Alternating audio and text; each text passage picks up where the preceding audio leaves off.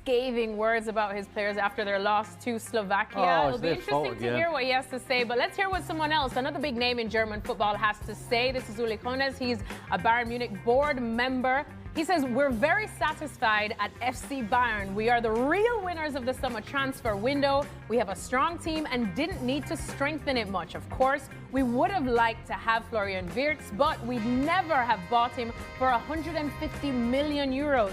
Nicholas Jackson is not a 16.5 million loan fee because the player and his agent are contributing 3 million, so that leaves 13.5 million. And there will definitely not be a permanent contract. That only happens if he plays 40 games from the start, and he will never do that. Oh my days! If you're Nicholas Jackson, I hope you are covering your ears and not reading the German press. But Ale, what on earth is going on here at Bayern? But you just mentioned Nicholas Jackson. Yeah.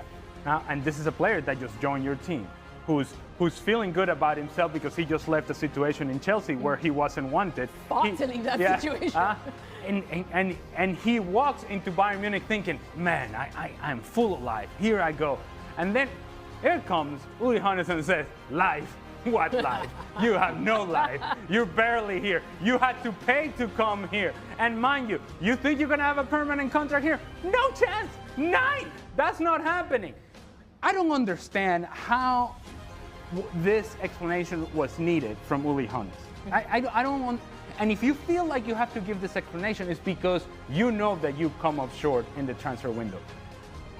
He's talking about the players that they didn't get, that they should have gone after, that they didn't go after, that they weren't going to afford, that they were not going to make an offer on, that they were going to pay this or not pay that. Right, okay. You still haven't addressed the fact that Alphonso Davies is going to be out for a long period of time because of an ACL injury. And so the left back position, you have Joseph Stanisic playing there, who's a right-footed player. You haven't addressed the fact that you have Konrad Laimer playing right back, who's not a right back, who's a midfielder. You also haven't addressed the fact that in the midfield, if Joshua Kimmich or Leon Goretzka gets injured, you have Pavlovic, and that's it to take the position of any of those players. You haven't addressed the fact that actually Nicholas Jackson gives you some depth that you needed in the attack because a few players, including Leroy Sané, were allowed to walk out the door, but there was no answer for those players. And so he may say that they had a successful window. They had an okay window, but they didn't address some of their most dire needs. And the Nico Jackson situation is one that they needed to do because they were running out of time in order to cover for the potential absence of Harry Kane. This was not an excellent window for Bayern Munich. That it's going to be complicated for him to have a room in that team, and that he would play some minutes, you know, if Kane or somebody else, Gnabry, are injured, and before those two players, some others too. So he knows that 40 minutes is going to be hard to be made, but at the end of the day, you still have some hopes that at some point you will have a chance, and if you are good, you know that maybe the coins will flip and it's going to be better. But now you already know that if you reach 39 games, you're not going to play anymore. I mean, it was like a little bit Griezmann,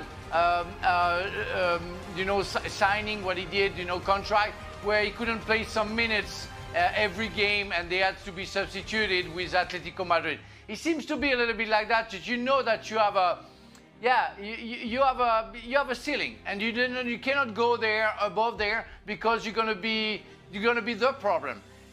It's harsh to hear that, and as Ali said, I don't know why Uli Hoeneß went public about that, because he doesn't need to. I mean, you can say, wow, we're gonna see what is gonna happen, and we're happy with the team we have and the squad we have, but that's it. But don't go into details. I mean, it's not worth it. Stevie, you having a little chuckle there?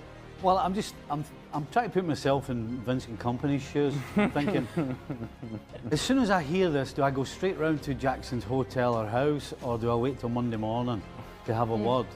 Because now he has to get him on board.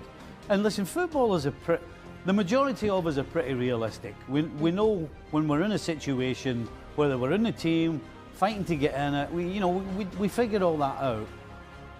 But what you don't need when you know it's going to be tough to stay there at the end of this season, You don't need somebody slamming the door in your face, and that just makes it worse. It just makes it harder to come into training.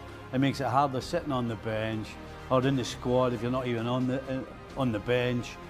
So Vincent Kompany's going to have a man-to-man chat and try and build this guy up a little bit and at least get him to come in with a smile on his face if he can. You just mentioned there, Stevie, that we tend to be realistic as players, and you know what your situation is. But also the reality of the sport is that there are injuries. So God forbid there's a long-term injury to Harry Kane. And now you're going to have to depend on Jackson, on the guy who you just told him, no, he's not going to play. So you just mentioned there, that the door was slammed in his face. This door had just been opened. And Jackson thought, okay, this is an opportunity. And out of nowhere, you've turned to the same player who you were giving life to and said, not so much. This is not for you, not just yet. Again, you don't know how the season develops, and you don't know how important Jackson may be. If you're Bayern Munich, you don't want him to be all that important because that means that Harry Kane is scoring goals for you.